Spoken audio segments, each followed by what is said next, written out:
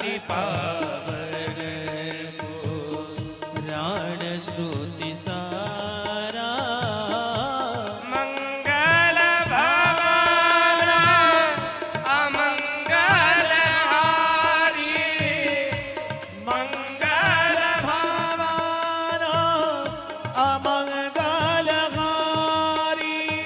मंगल भवन अमंगल हारी उमा सहित जही जपत पुरारी उमा सहित जही जपत पुरारी उमा सहित जही जपत पुरारी उमा सहित।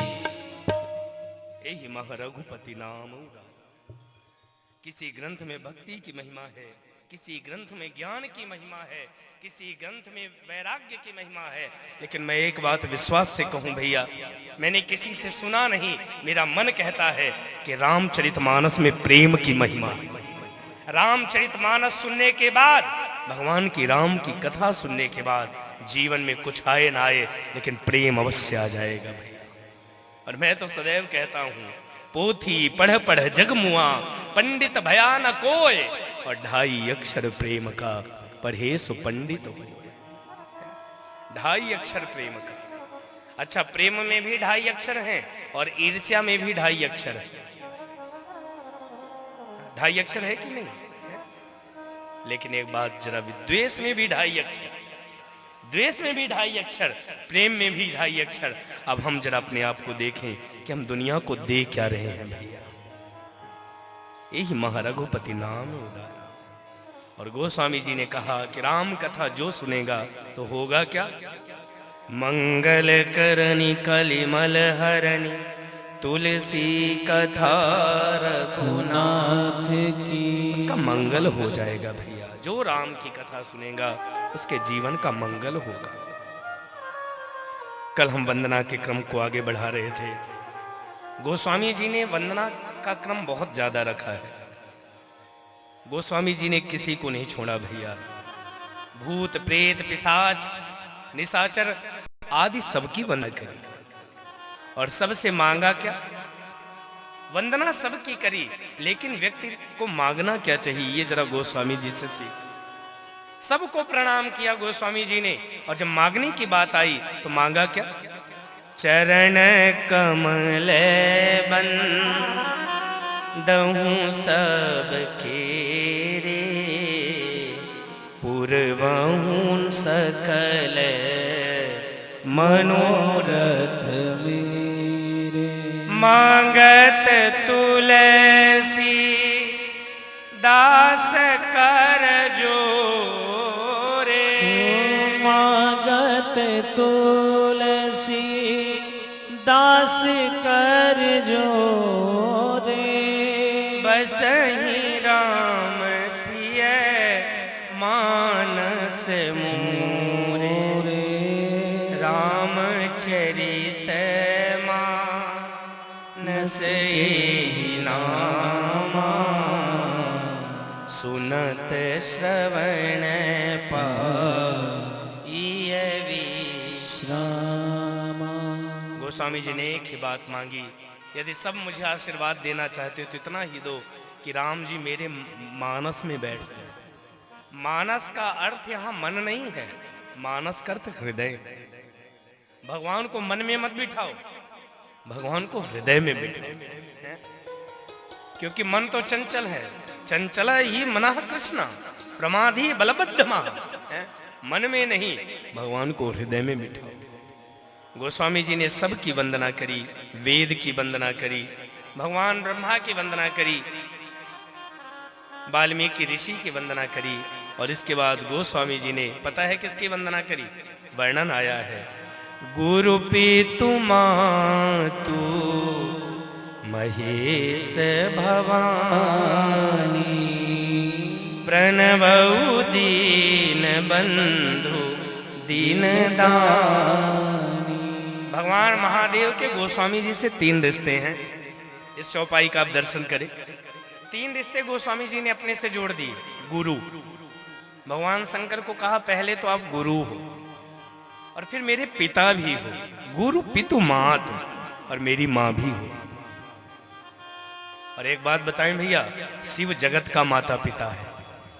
वागर्था विवसंपृक्तो वागर्था प्रतिपत्तये जगतः पितरौ वंदे पार्वती परमेश्वर। शिव जगत का माता पिता। गोस्वामी जी ने कहा आप मेरे गुरु भी हो, पिता भी हो और मां भी हो। कहा है गुरु पितु मातु महेश भवानी। तीन रिश्ते जोड़े महादेव से। लेकिन एक बात और खास सुनिए, शायद आपने कभी सुना हो, ये व्यासपीठ से आपको एक प्रसाद दे दूं।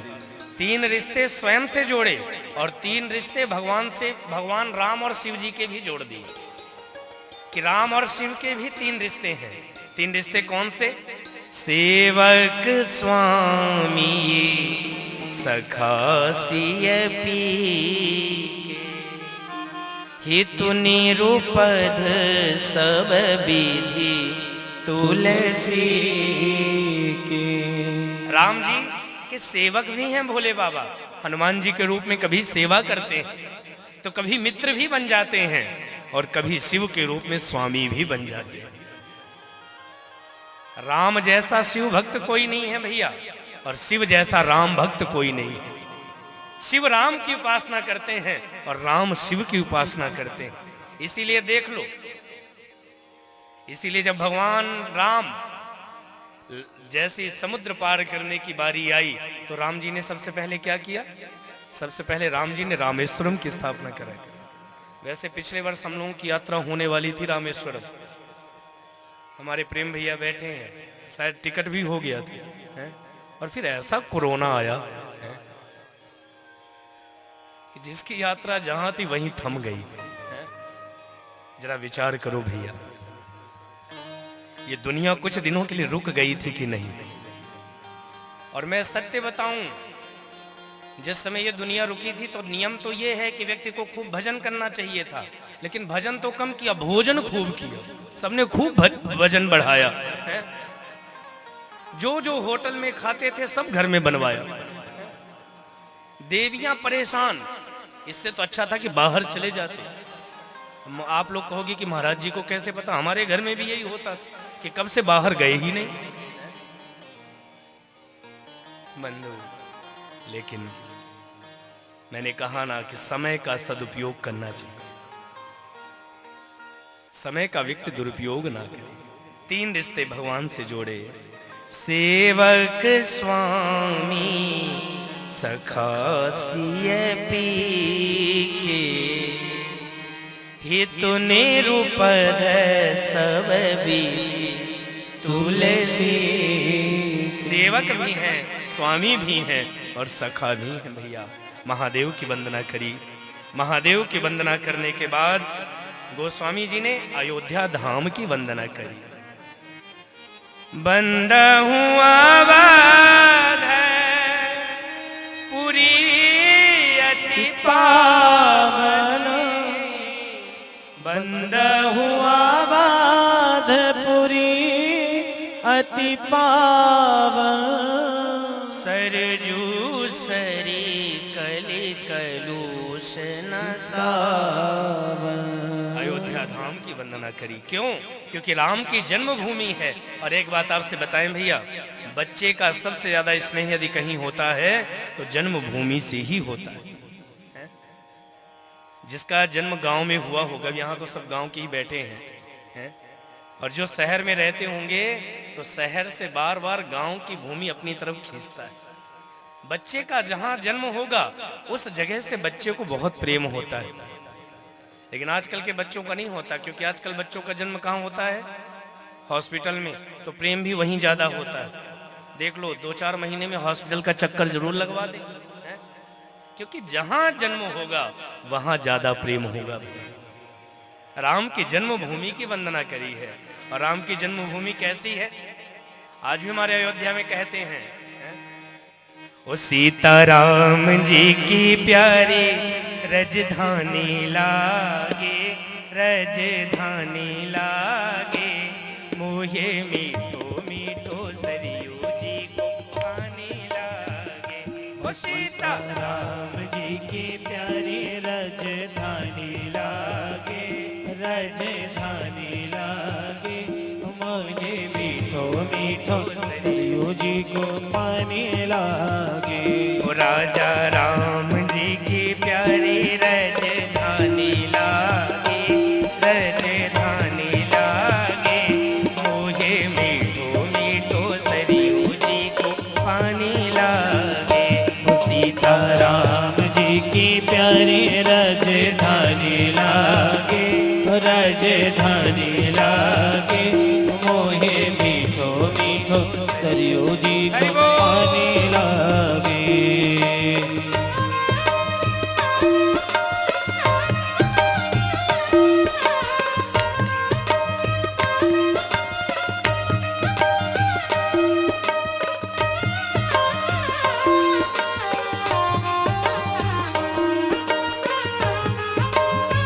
जय हो।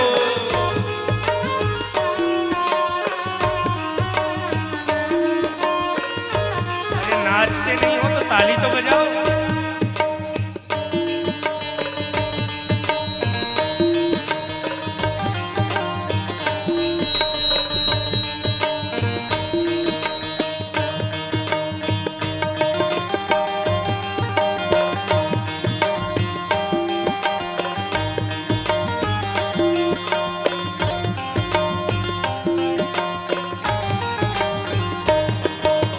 धन्य कौशल्या धन्य सुमित्रा धन्य कैकेयी मैया, धन्य कैकेयी मैया। धन्य कौशल्या धन्य सुमित्रा धन्य कैकेयी मैया, ओ धन्य के कई मैया।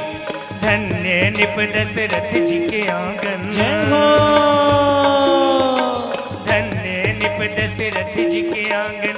खेले चारू भैया, ओ खेले चारू भैया। मीठी तोतले रसीले प्रभु की वाणी लागे, प्रभु की वाणी लागे। ओ ये मीठो मीठो सरयू जी को पानी लागे। सीता राम जी की प्यारी राजधानी लागे, राजधानी लागे। मोहे मीठो मीठो सरयू जी नो पानी लागे।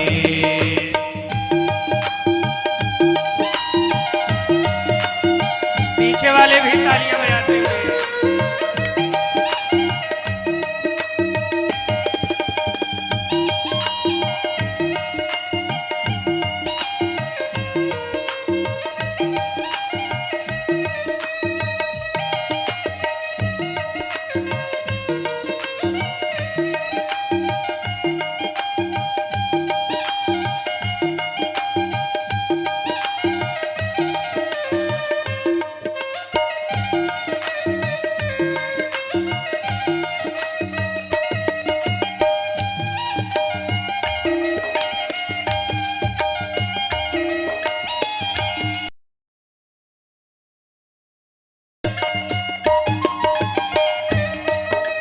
जय सिया राम दंडवत भैया मधुरी वाणी बोले, ओ मधुरी वाणी बोले।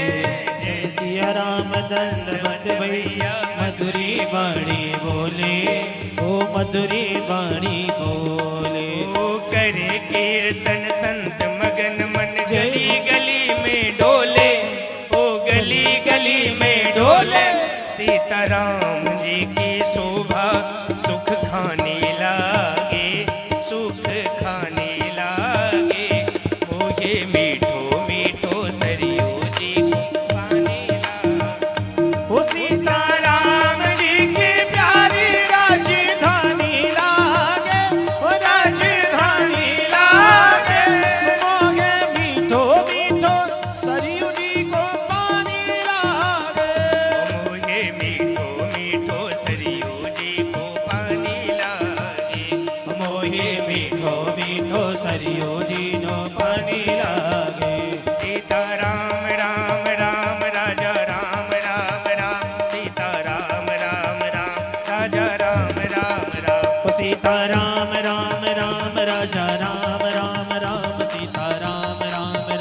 राजा राम राम राम सीता राम राम राम राजा राम राम राम सीता राम राम राम राजा राम राम राम सीता राम राजा राम राम राम सीता राम राम राम राजा राम राम राम सीता राम राम राम राजा राम राम राम सीता राम राम राम राजा राम राम राम सीता राम राम राम राजा राम। जय जय श्री सीताराम। बंद हूँ अवधपुरी अति पावन, सरजू सर कलि कलुषण सावन। अयोध्या की वंदना करी गोस्वामी जी ने, अयोध्या के नर नारियों की वंदना करी। इसके बाद गोस्वामी जी कहते हैं सिय निंदक अघ ओघ नसाए। जिन्होंने मां जानकी की कभी निंदा करी थी उनको भी भगवान ने अपने धाम में स्थान दिया। इसके बाद गोस्वामी जी ने कौशल्या मां की वंदना करी। कौशल्या की वंदना करने के बाद तीनों रानियों की वंदना करी और फिर इसके बाद गोस्वामी जी ने महाराज अवधेश की वंदना करी। और अवधेश की वंदना करते हुए बड़े सुंदर सोरठे का निर्माण कर दिया। क्या लिखा? बंद हूँ अवध भुआल, सत्य प्रेम जहि राम पद, बिछुरत दीन दयाल, प्रिय तनु तृण एव परिहरे। महाराज अवधेश की वंदना करी। अवधेश की वंदना करते हुए गोस्वामी जी ने कहा बिछुरत दीन दयाल, जिसको छोड़कर राम जी गए और महाराज अवधेश ने तिनके के समान अपने प्राणों को त्याग दिया। ऐसा कहकर अवधेश की वंदना करी। अवधेश की वंदना करने के बाद ये आवाज पहले जैसे पहले था। अवधेश की वंदना करी और इसके बाद गोस्वामी जी कहते हैं अवधेश की वंदना करने के बाद महाराज जनक की वंदना करी। अब लोगों को यहाँ शंका होती है कि जब परिवार की वंदना कर रहे थे तो पहले परिवार की वंदना कर लेनी चाहिए, यहाँ जानकी के माता पिता की वंदना क्यों करी? तो देखिए गोस्वामी जी का काम सामंजस्य बांधना है। गोस्वामी जी समदृष्टि रखते हैं। गोस्वामी जी ने पहले स्वामी के माता पिता की वंदना करी और फिर स्वामिनी के माता पिता की वंदना करी। गोस्वामी जी ने दुनिया को शिक्षा दी कि बेटी का माता पिता भी महत्वपूर्ण है। ऐसा ना मानिए भैया कि केवल बेटे के माता पिता महत्वपूर्ण है। नाना, ये गोस्वामी जी ने यहाँ दर्शन कराया कि बेटी के माता पिता भी महत्वपूर्ण है। लेकिन आज समाज की दशा देखिए कि बेटे का पिता बड़ा और बेटी का पिता छोटा। कुछ रामायणों में ऐसी कथा आती है भैया कि जब महाराज अवधेश जनक के दरवाजे पर बारात लेकर गए, थोड़ा ध्यान से इस कथा को आप सुनिए।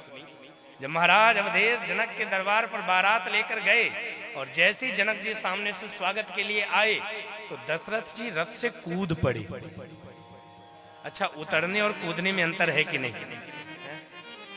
गाड़ी से उतरो और गाड़ी से कूद पड़ो तो दोनों शब्दों में अंतर है कि नहीं? रथ कूद पड़े और कूद कर पता है क्या किया? कूद कर गए और जनक के पैर छूने लगे। दशरथ जी जनक के पैर छूने लगे। जनक ने कहा महाराज आप ये उल्टी गंगा क्यों बहा रहे हो? आप बेटे के पिता हो, मैं बेटी का पिता हूं, पैर मुझे छूना चाहिए, आपको नहीं। दशरथ जी ने कहा महाराज तो एक बात का जवाब दीजिए, मेरा एक प्रश्न है, उस प्रश्न का आप जवाब दीजिए। क्या? आप ये बताइए कि देने वाला बड़ा होता है कि लेने वाला? इस दुनिया में बड़ा कौन है? बड़ा देने वाला है या बड़ा लेने वाला है? दशरथ जी ने कहा महाराज, जनक जी ने कहा महाराज बड़ा तो देने वाला ही होता है। दशरथ जी ताली बजाकर हंस पड़े, बोले कन्यादान आप करोगे और मैं कन्यादान लूंगा तो देने वाला बड़ा है ना कि लेने वाला। महाराज आप ही बड़े हो। दुनिया में दान कई हैं भैया, लेकिन दुनिया का सबसे बड़ा दान यदि कोई है कन्यादान। और आप विचार करके कभी देखना, दुनिया में आपके घर के बाहर कोई चंदा मांगने आए, कोई कुछ मांगने आए तो हम सर उठाकर देते हैं, लेकिन उस बेटी के पिता का हृदय कितना बड़ा होता होगा कि बेटी का दान करता है वो भी सर झुकाकर, भैया सर झुकाकर दान करता है। दुनिया का सबसे बड़ा दान कन्यादान। और मैं एक बात और कह दूं, बात आ ही गई तो, कि जो अपने कलेजे के टुकड़े को आपको दे देता है, इससे बड़ा वो दहेज क्या देगा भैया। आज कितनी बेटियों को दहेज के लिए जलाया जा रहा है। जिस पिता ने अपनी बेटी को पाल पोस कर बड़ा किया और बाद में तुझे दे दिया, इससे बड़ा दहेज दुनिया का कोई पिता दे नहीं सकता। इसलिए किसी की बेटी को दहेज के लिए मत तड़पाना भैया। किसी के घर में बेटी विदा होकर आए तो हम सब जाते हैं, हम ये तो क्या देखने जाते हैं कि क्या लाई है।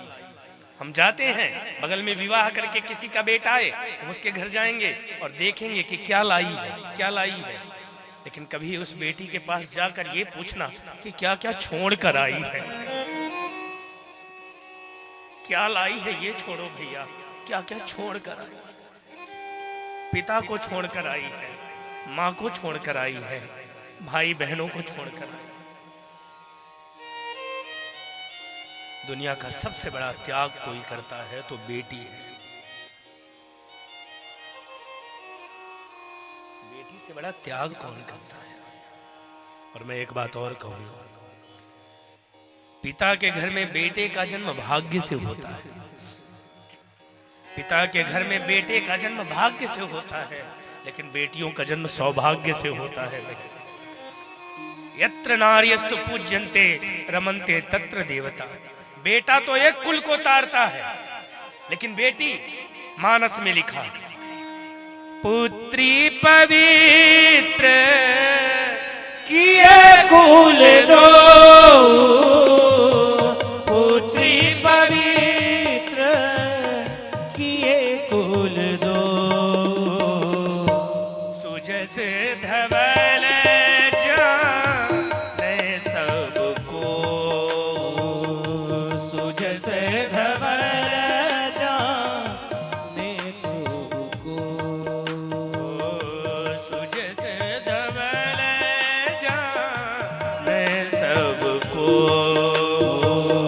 सुजस धवल जाने सबको, जाने सबको, जाने सबको, जाने सबको। बेटा एक कुल को तारता है, लेकिन बेटियां दो दो कुलों को तारती हैं। और एक बात और सुन लीजिए, शिव की तो केवल एक रात्रि होती है, जो भी आने वाली है मार्च में। कौन सी रात? शिवरात्रि। लेकिन जगदम्बा की 9 रात्रि होती है। और वो भी साल में 2 बार, नाना साल में 4 बार। 2 नवरात्रि तो सबको पता है, एक चैत्र की, एक कुमार की, और 2 गुप्त नवरात्रि जो भी कल ही बीती 2 दिन पहले। एक नवरात्रि आषाढ़ में आती है गुप्त नवरात्रि, और एक नवरात्रि माघ में आती है। और एक बात और सुनो, शिव तो बैल की सवारी करता है, लेकिन जगदम्बा सिंह की सवारी करती है। इसलिए बेटी का अपमान मत करना। यत्र नार्यस्तु पूज्यन्ते रमन्ते तत्र देवता। जिस घर में नारी का सम्मान है, उस घर में देवता विचरण करते हैं। गोस्वामी जी की सोच कितनी ऊंची है, जरा विचार करो। इसीलिए गोस्वामी जी ने जनक की वंदना करी। यहाँ पर मानस को पढ़ने से कल्याण नहीं होगा भैया, मानस को समझने से कल्याण होगा। यहाँ गोस्वामी जी ने जनक की वंदना करी। प्रणवउ परिजन सहित विदेहु, जाहि राम पद गूढ़ सनेहु, जोगे भोगे महा राखे गोई, जोग भोग महा राखे गोई, राम विलोकत प्रगट सोई, पुनि पुनि प्रभु चितई नर नाहु, पुलक गात उर अधिक उछाहु। ये जनक कौन है पता है? ये जनक परम विद्वान है। जनक के दरबार में कर्म की चर्चा नहीं होती थी, जनक के दरबार में धर्म की चर्चा होती थी, योग की चर्चा होती थी, मीमांसा की चर्चा होती थी, सांख्य का दर्शन होता था। ऐसा है जनक। मानस में लिखा है, जनकवासी कहते हैं, धर्मशील ज्ञानी गुणवंता पुर नर नारी सुभग सूचि संता। धर्मशील, जो धर्मशील है वो जनक है। जनकपुरी के तो सब नर नारी संत हैं, संत हैं। जनक की वंदना करी, पूरे परिवार के साथ जनक की वंदना करी, और इसके बाद भरत लाल की वंदना करी। और क्या दिव्य चौपाई लिखी। प्रणवउ प्रथम भरत के चरना, जासु नेम व्रत जाई न बरना। प्रणवउ प्रथम भरत के चरण, भरत की वंदना करी। और गोस्वामी जी कहते हैं, जिसके नियम का, जिसके व्रत का कोई वर्णन नहीं कर सकता। अब भरत का नियम क्या है, व्रत क्या है, ये आगे आपको कथा में हम अवश्य सुनाएंगे, लेकिन अभी हम आगे बढ़ें। इसके बाद गोस्वामी जी ने लक्ष्मण लाल की वंदना करी, लखन लाल की वंदना करी, और क्या कहा, बंदहु लक्ष्मण पद जल जा, बंदहु लक्ष्मण पद जल जा, बंदहु लक्ष्मण पद जल जाता, बंदहु लक्ष्मण पद जल जाता। शीतल सुभग भगत सुखदाता, शीतल सुभग भगत सुखदाता। रघुपति कीरति विमल पताका, रघुपति वीरत विमल पताका, दंड समान भयउ जस जाका, दंड समान भयो जस जाका। बंदहु लक्ष्मण पद जल जाता, बंदहु लक्ष्मण पद जल जाता, लक्ष्मण जल जाता, लक्ष्मण जल जाता। बंदहु लक्ष्मण पद जल जाता। लक्ष्मण की वंदना करी, लेकिन लक्ष्मण को क्या कहा, लक्ष्मण दंड है और राम जी पताका। पताका यानी ध्वजा। आजकल के लोग पताका नहीं समझते होंगे, लेकिन गांवों में अभी भी ध्वजा को पताका भी कहते हैं। पताका, अच्छा पताका कब लहरा सकती है? ऐसे ही पताका को टांग दो तो लहराएगी क्या? उसमें दंड की आवश्यकता है। तो लक्ष्मण जी क्या हैं? लक्ष्मण राम की ध्वजा के दंड हैं। एक बात आपसे कहें भैया, राम जी का साथ कुछ दिनों के लिए सीता ने भी छोड़ा, भरत ने भी छोड़ा, सब राम जी से बीच बीच में अलग हुए, लेकिन एक व्यक्ति ऐसा है कि राम की परछाई बनकर चला है भैया, और वो कोई और नहीं, वो लखन लाल है। राम की परछाई बनकर पीछे पीछे चला। 14 वर्षीय आदमी खाया नहीं, 14 वर्षीय आदमी सोया नहीं। क्यों? लक्ष्मण जी 14 वर्ष से सोए हों, ऐसा मैंने किसी ग्रंथ में नहीं पढ़ा। गुरु जी के आशीर्वाद से वाल्मीकि का भी अध्ययन किया, अध्यात्म रामायण पढ़ा, आनंद रामायण पढ़ा, कई रामायणों का अध्ययन किया, लेकिन मैंने कहीं नहीं सुना, कहीं नहीं पढ़ा कि लक्ष्मण लाल कभी सोए हो। क्यों नहीं सोए? पता है कारण क्या है? क्योंकि लक्ष्मण जब वन को राम जी के साथ जाने लगे तो सुमित्रा ने लक्ष्मण से कहा, लक्ष्मण सुन, राम के साथ जा तो रहा है, लेकिन एक बात का ध्यान रखना कि सपने में भी राम का अहित ना हो। लक्ष्मण जी ने कहा, माँ जब तक जागूंगा तब तक मेरा मन मेरे वश में है, मैं भगवान का हित नहीं होने दूंगा, लेकिन सपने में यदि कुछ बुरा हो गया तो सुन, मैं 14 वर्ष सोऊंगा ही नहीं, और जब सोऊंगा नहीं तो सपने में भी अहित कैसे होगा? ये लखन लाल है। 14 वर्ष सोया नहीं, 14 वर्ष खाया नहीं, जागता रहा, धनुष बाण लेके जागता रहा। ये रामचरितमानस ऐसा है भैया कि आगे बढ़ने ही नहीं देता। जिस क्रम में एक बार प्रवेश कर लो तो खींचता है अपने। 14 वर्ष लखनलाल जाग। चित्रकूट के वन की घटना में आगे बताकर आगे बढ़ो। चित्रकूट के वन में जब भगवान राम चित्रकूट के वन में रहते थे, जरा विचार करो भैया, महलों में रहने वाला घास फूस की कुटिया में रहता है, मखमली बिस्तरों में सोने वाला कुसा के आसन पर लेटा है। चित्रकूट के वन में कुटिया के अंदर राम और जानकी कुटिया के अंदर लेटे थे, और जब राम और जानकी कुटिया के अंदर सोते थे तब लखनलाल दरवाजे पर पहरा देते थे।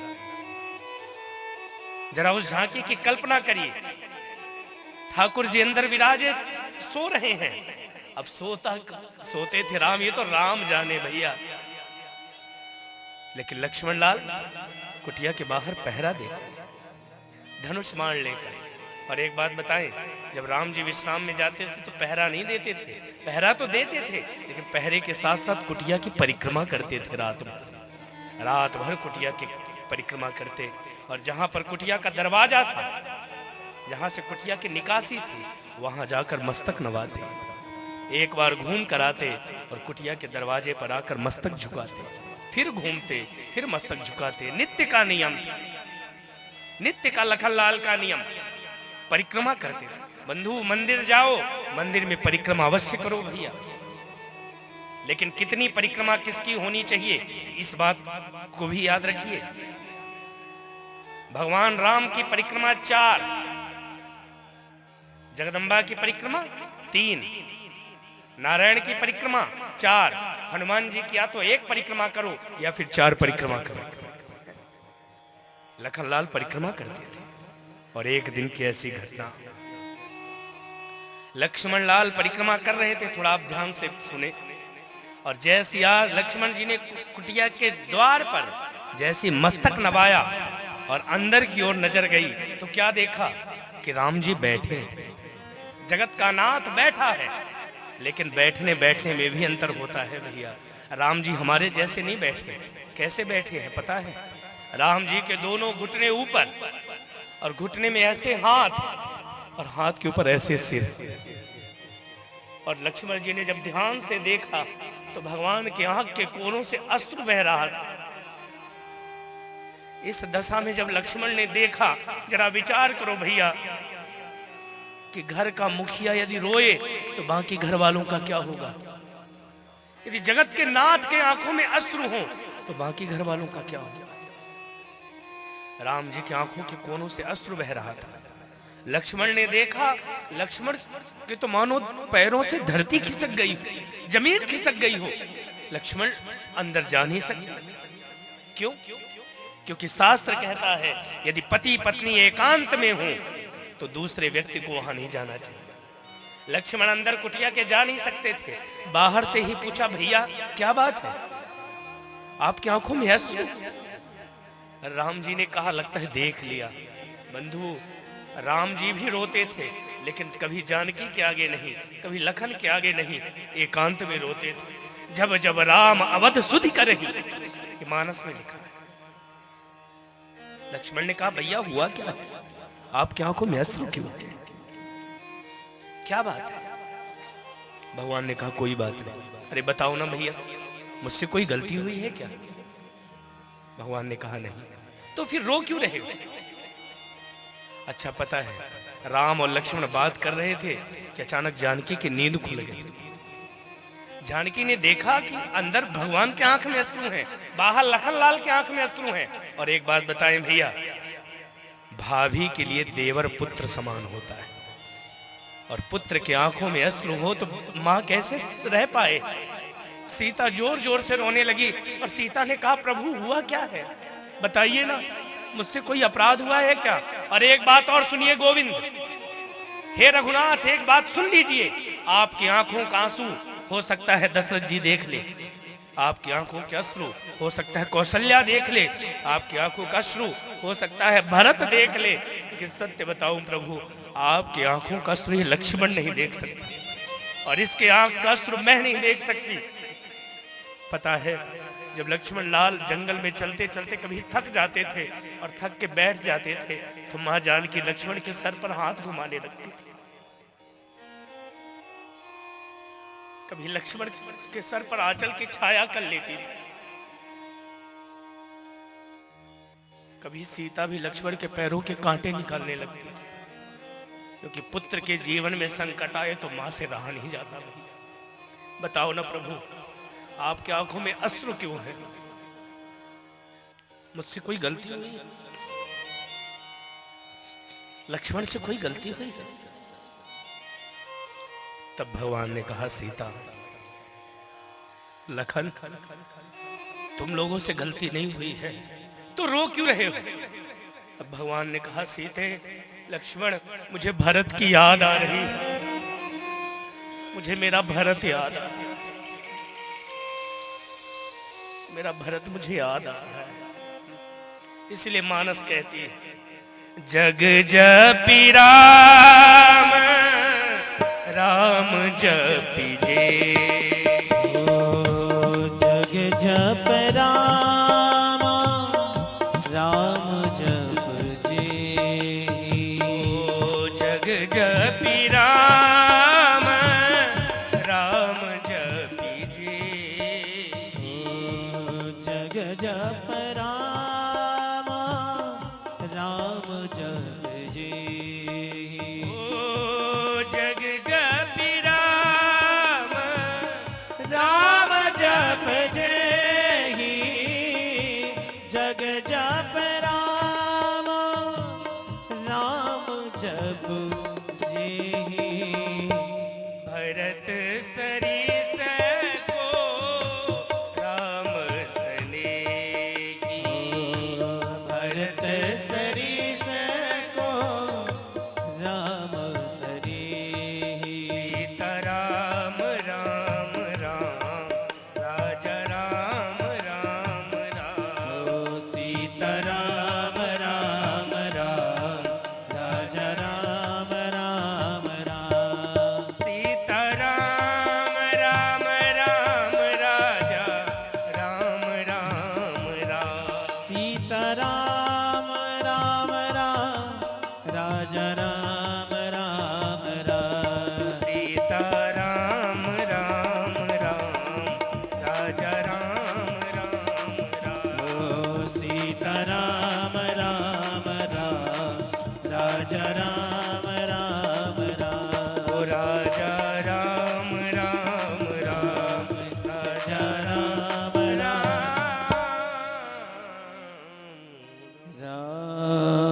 दुनिया राम राम जपती थी भैया, पर राम भरत भरत जपते थे।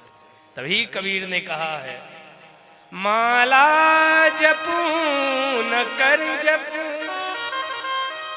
जिह्वा जपे न राम, सुमिरन मेरा हरि करे, मैं पावा विश्राम, मैं पावा विश्राम। जग जपी राम, राम जपी जी। लक्ष्मण की वंदना करी और इसके बाद रिपुसूदन पद कमल नमामि, सूर सुशील भरत अनुगामी। शत्रुघ्न की वंदना करेंगे। अब शत्रुघ्न, आप रामचरितमानस में देखना, बाबा जी ने 2-4 चौपाइयों में ही शत्रुघ्न जी का चरित्र गाया है, विस्तार नहीं किया। लेकिन मेरा मन है, यदि मेरा प्रवाह चला तो इस राम कथा में शत्रुघ्न का चरित्र मैं जरूर विस्तार से बताऊंगा। ये ऐसा पात्र है जिस पर दृष्टि नहीं डाली गई, लेकिन ये पात्र पता है क्या है भैया? शत्रुघ्न नींव का पत्थर है। और आप एक बात ध्यान देना, नींव का पत्थर दिखाई तो नहीं देता, लेकिन मकान को मजबूत नींव का पत्थर ही बनाता है। ऊपर की इमारत कितनी भी मजबूत हो, लेकिन यदि नींव कमजोर है तो इमारत टिक नहीं सकती। लेकिन यदि नींव मजबूत होगी तो इमारत को टिकाए रखेगी। भैया, यह शत्रुघ्न नींव का पत्थर है और मेरा मन है कि शत्रुघ्न पर विस्तार से चर्चा की जाए। आने वाले दिनों में मैं अवश्य शत्रुघ्न पर अवश्य से ज्यादा प्रकाश डालने का प्रयास करूंगा। जितना गुरुदेव की कृपा से मुझे मिला है उतना प्रसाद मैं आपको अवश्य दूंगा। शत्रुघ्न की वंदना, इसके बाद हनुमान जी महाराज की वंदना। बोलिए हनुमान जी महाराज की जय। हनुमान जी की वंदना हुई। प्रणवो पवन कुमार खलबन पावक ज्ञान घन, जासु हृदय आगार बसहि राम सर चाप धर। हनुमान जी की वंदना। इसके बाद जामवंत की, विभीषण की, सुग्रीव की, नल नील आदि वानरों की वंदना करी। गोस्वामी जी ने किसी को छोड़ा ही नहीं, सबकी वंदना करी।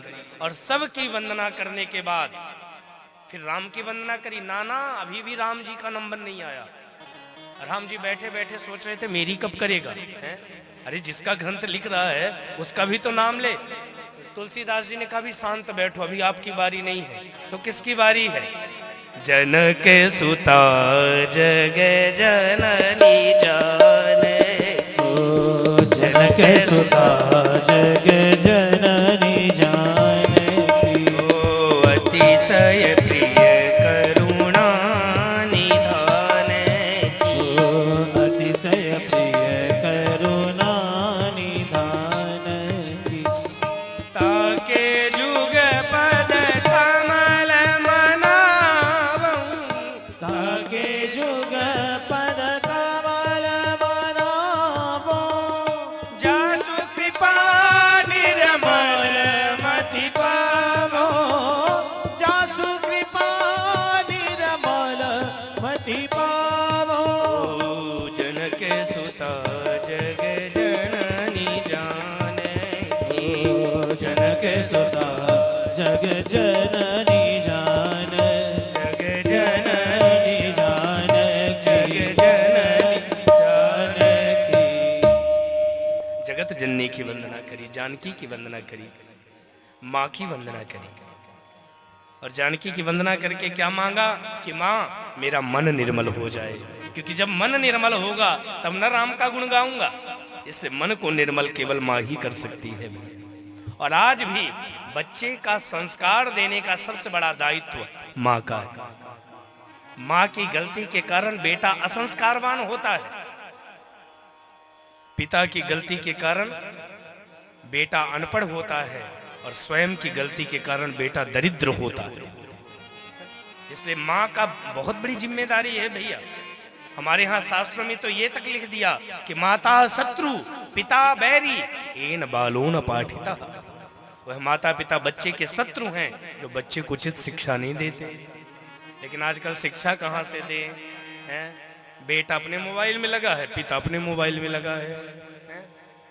पहले लोग सुबह उठे तो क्या करते थे? हाथों का दर्शन, लिखा है ना, कराग्रे वस्ते लक्ष्मी, कर मध्य सरस्वती, कर मूले स्थितो ब्रह्म, प्रभाते कर दर्शन। पहले हाथों